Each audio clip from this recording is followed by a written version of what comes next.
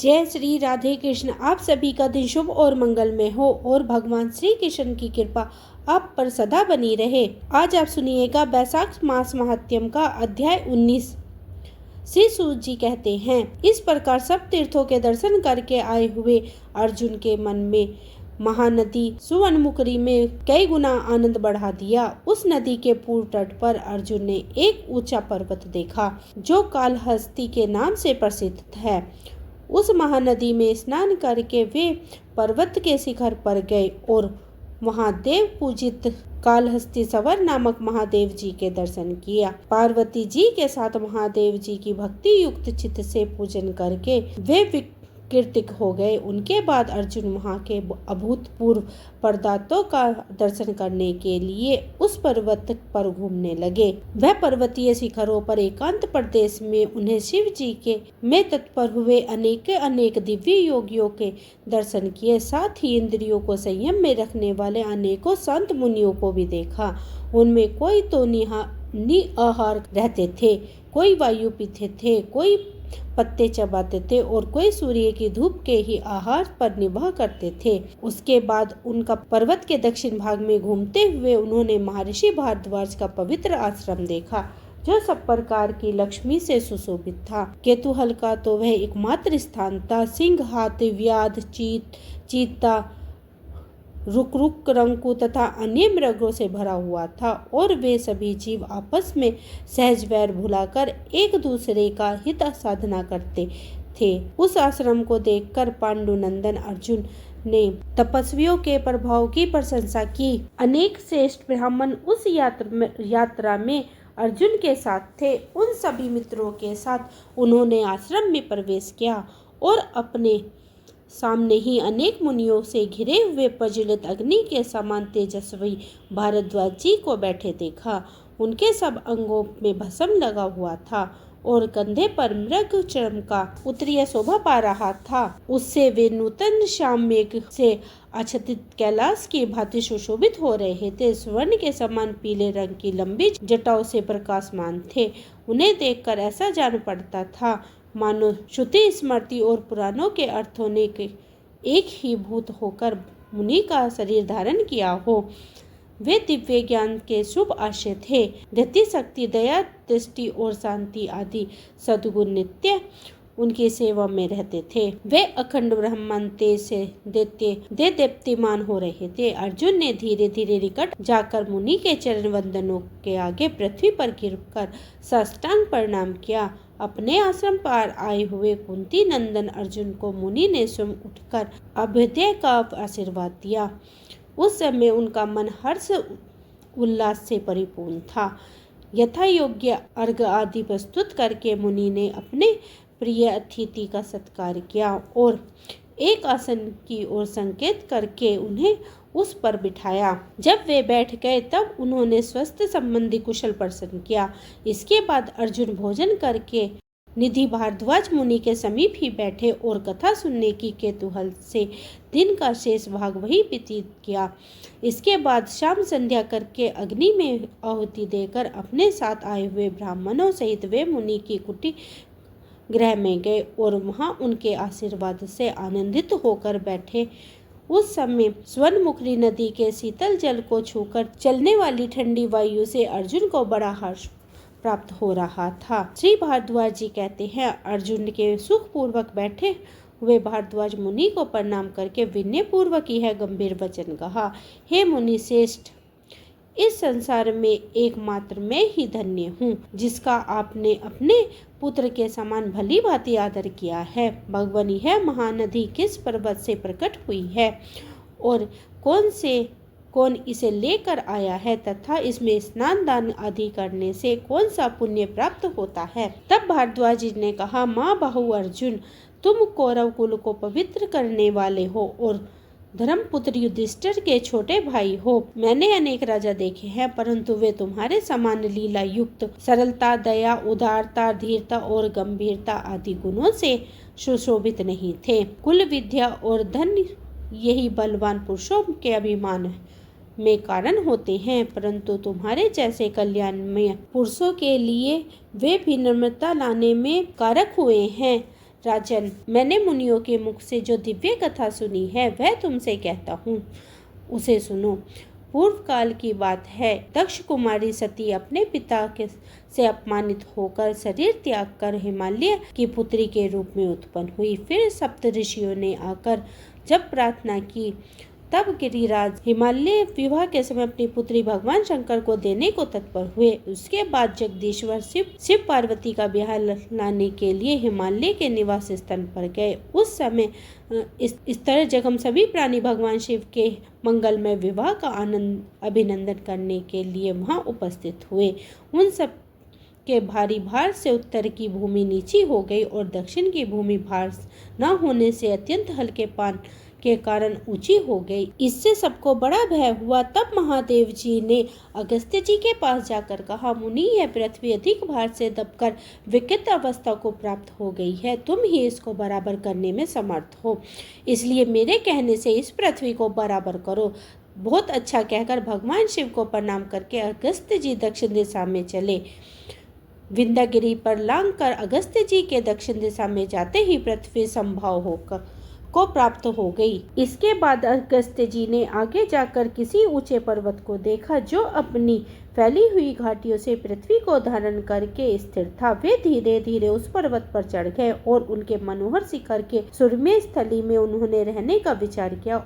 वह अमृत के समान जल से भरा हुआ एक सरोवर था, जिसमें पद्मा और उत्पला आदि फूलों की शोभा फैली हुई थी। उसके चारों ओर बहुत से वृक्ष लगे थे। अगस्त्य जी ने उसी सरोवर के उत्तम तट पर एक मनोहर भूभाग में उत्तम आश्रम बनाकर पितर देवताओं, ऋषियों और वास्तुदेव का विधि पूर्वक पूजन करके मुनि समुदाय के साथ उसमें दीर्घ काल तक निवास किया। तपस्या में मन की विकृति को लगाकर वहीं पे तपोवन में जब अगस्त्य मुनि रहने लगे, तब वहाँ उत्तम सौभाग्य से सुशोभित पर्वत अगस्त्य शैली के नाम प्रसिद्ध हुआ। भारद्वाज जी कहते हैं, एक दिन मुनिवर अगस्त्य जी पूर्वा काल का नित्य नियम पूरा करके भगवान शिव की आराधना करने के लिए देव मंदिर में गए। उसी समय आकाशवाणी हुई, मुनि, यह प्रदेश नदी से हीन है, इसलिए ज्ञान विज्ञान से रहित केवल शरीरधारी ब्राह्मण की भांति दक्षिणाहीन दीक्षा और चांदनी शून्य रात्रि के समान शोभा नहीं पाता। इसलिए तुम संपूर्ण लोगों का हित करने के लिए इस भूभाग में कोई ऐसी नदी बहाओ जो अगाध पाप राशि जनित का निवारण करके सदैव सुशोभित रहे। मुनिवर देव समुदाय की यह प्रार्थना है जो सबके लिए हित कर रहे हैं। इस आकाशवाणी को सुनकर ब्रह्मा ऋषि अगस्त्य जी क्षण भर कुछ विचार करते रहे। इसके बाद देव पूजा समाप्त करके वे बाहर वेदी पर बैठे। उनके आश्रम पर जितने मुनि थे उन सबको उन्होंने बुलाया और आकाशवाणी की कही हुई बातें कह सुनाई। तब मुनियों ने अगस्त्य जी को प्रणाम करके कहा, महर्षि, आपके अहंकार मात्र से राजा होश देवताओं के साम्राज्य से नीचे गिर गए और सर्प योनि को प्राप्त हुए, जिसने संपूर्ण भूमंडल को घेर रखा है और जो अपनी उत्ताल तरंगों से आकाश को विताड़ित करता है। ऐसे महासागर को भी आपने अपने चुल्लू में रख लिया। विंध्य पर्वत भगवान सूर्य का मार्ग रोकने तत्पर हुआ था, लेकिन आपने उसे भी शांत कर दिया। इन सबसे बढ़कर और आश्चर्य की बात क्या हो सकती है? महामुनि, तीनों लोकों में हम सब लोग कृतज्ञ हैं जो कि आपसे शरणार्थ होकर आपके आश्रम में निवास करते हैं। यह प्रदेश दक्षिण दिशा में वर्णीय है और समस्त तो भी सब वस्तुओं से परिपूर्ण है, तो भी यहाँ कोई नदी नहीं है, इसलिए यह शोभा नहीं पाता। हे महामुनि, कब ऐसा शुभ अवसर प्राप्त होगा कि जब आपके द्वारा बही हुई किसी महानदी में स्नान करके कृतज्ञ का अनुभव करेंगे। हमारी भी प्रार्थना है कि आप यहाँ सबको शरण देने वाली किसी सर्वश्रेष्ठ विश्ववंत नदी को निश्चय ही ले आने के लिए प्रयत्न कीजिए। तब मुनिवरों की आज्ञा लेकर देवताओं तथा भगवान शिव की विशेष पूजा करके मुनि ने महान कलश में दुष्वर्त को अंगारिका कर किया और बड़े यत्न से भारी तपस्या प्रारंभ की। गर्मी में पंचगामी की ताप सहन किया, वर्षा में आंधी पानी और विद्युत का सामना किया। तब तथा सर्दी में गले तक पानी में खड़े होकर जप ध्यान करते रहे। इसके बाद मन की वृत्तियों को रोककर निराहार रहकर इंद्रियों को काबू में करके वे पत्थर की भांति स्थिर हो गए।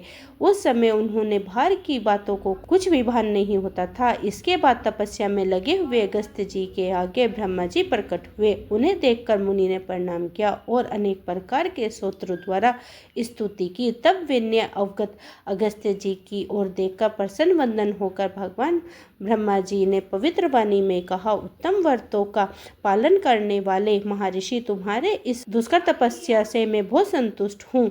तुम्हें जो अभिष्ट हो वह वर मांगो, मैं उसे दूंगा। तब अगस्त्य जी बोले, प्रभु आपकी कृपा से मुझे सब कुछ प्राप्त है, किंतु इस प्रदेश को नदी से हीन देखकर मेरा मन में खेद होता है। हे देवेश्वर, यहाँ की भूमि को पवित्र और सुरक्षित करने में समर्थ किसी महानदी को प्रकट करने की कृपा करे, यह मेरे लिए अभिष्ट वर है। अगस्त्य जी के वचन सुनकर ब्रह्मा जी ने कहा, ऐसा ही होगा।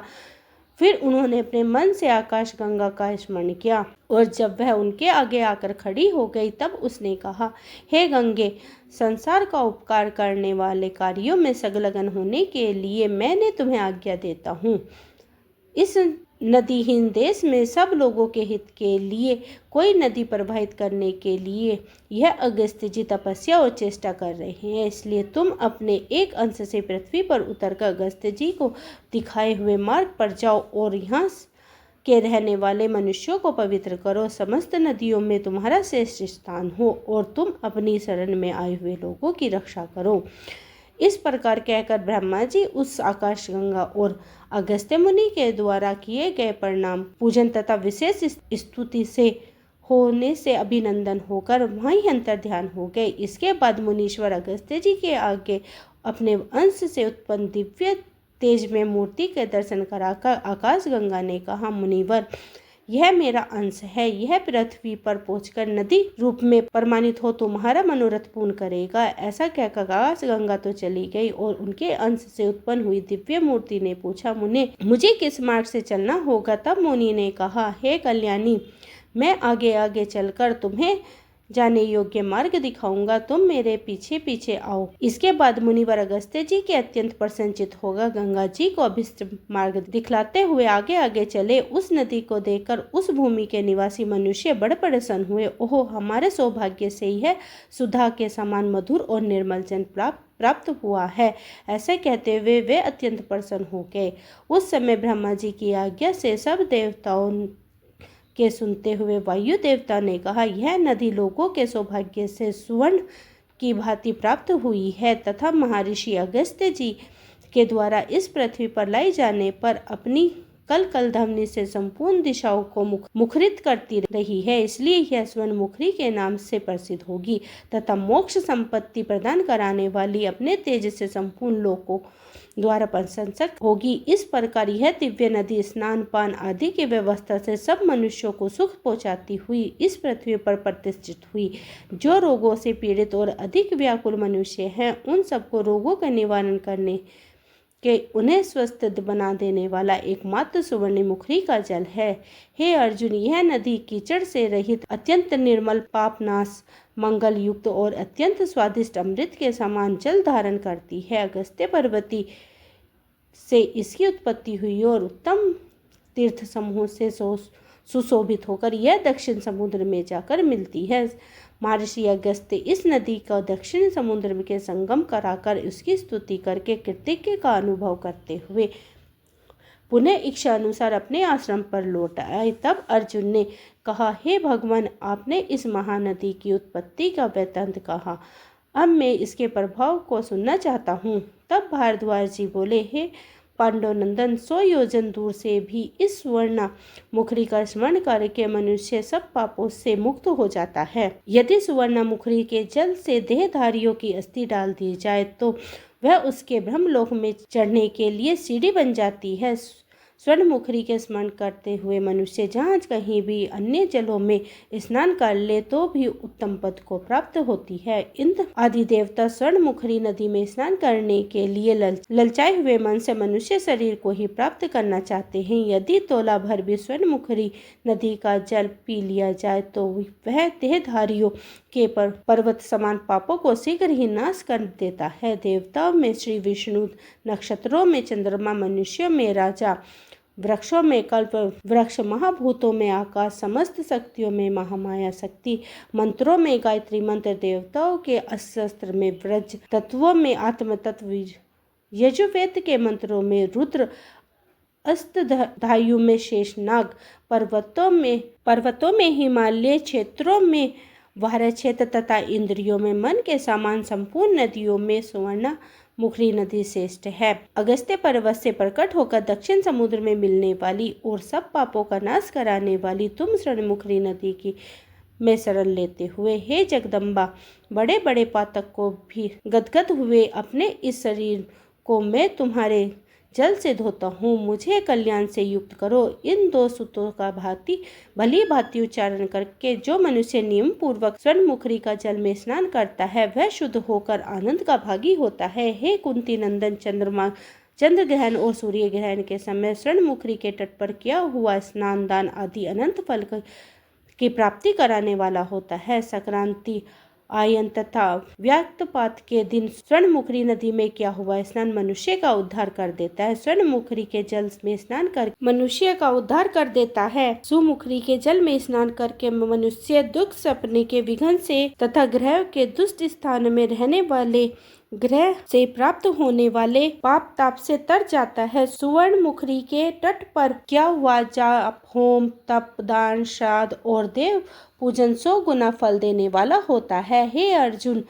इस प्रकार तुमसे महानदी स्वर्णमुखी की उत्पत्ति और प्रभाव को भली भांति वर्णन किया गया है। अब आगे और क्या सुनना चाहते हो? तो इसके बाद अर्जुन ने जो कुछ भी भारद्वाज जी से पूछा उसके आगे का वृत्तांत आप अगले अध्याय में सुनेंगे। दोस्तों, ये थी आज की वीडियो। उम्मीद करती हूँ आज की वीडियो आपको पसंद आई होगी। वीडियो पसंद आई है तो वीडियो को लाइक करें, परिवार और भक्तजनों में शेयर करें। मिलती हूँ एक और नई ऐसे ही वीडियो के साथ। तब तक के लिए हरे कृष्णा, राधे राधे।